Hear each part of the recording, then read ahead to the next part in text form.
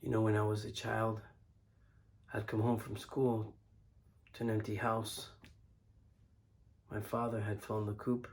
My mother, she worked as a maid in a hotel. I was lonely. So I brought in this baby squirrel I had found, and I kept him in a shoebox. Then one day, I came home and he looked sickly.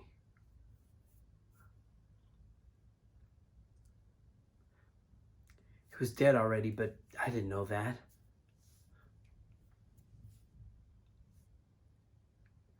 I had forgotten to feed him for a couple days.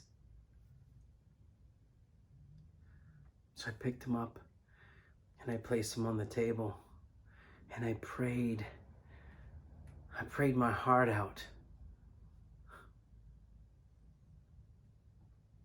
And when my mother came home and found out, she screamed bloody murder and she picked it up and threw it in the garbage.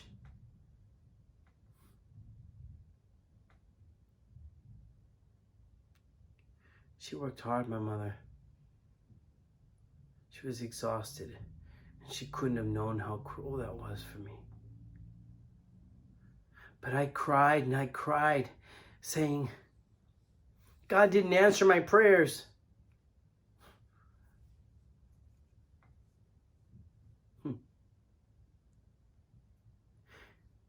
I remember my mother pouring herself a whiskey. The Martin family cure for everything.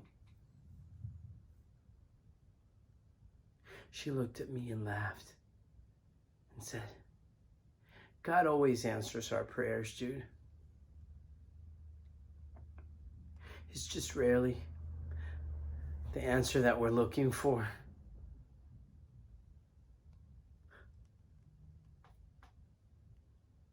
It's over for me, Frank.